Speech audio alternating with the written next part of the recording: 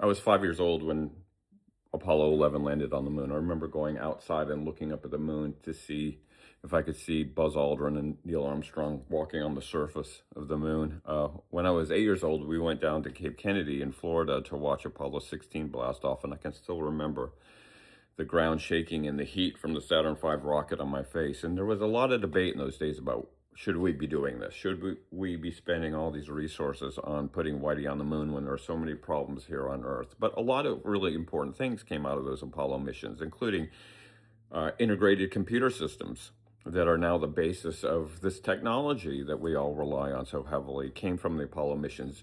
Water purification systems developed by the Apollo astronauts are now being used in Africa to bring clean water to people. And just the power of seeing the Earth from above with no borders drawn on it, no nations, that we're all one people on this fragile, tiny marble.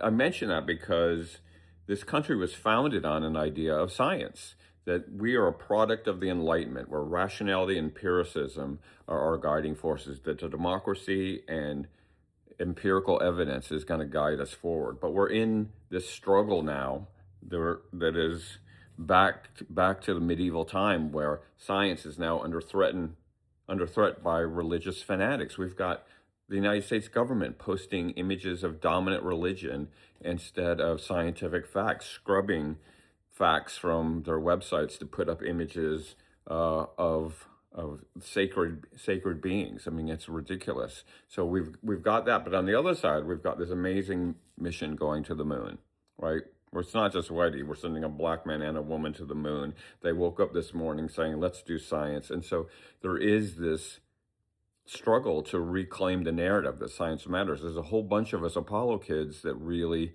grew up valuing science, including becoming social scientists, that science matters. But that's slipping away from us, from these fanatics who want to push religion in front of the value of science. And so this mission to the moon, while we can have this debate, should we spend this money putting these people into space, billions of dollars, while we still struggle to get basic health care, there will be some really good things that come out of this that benefit all of us and people from around the world.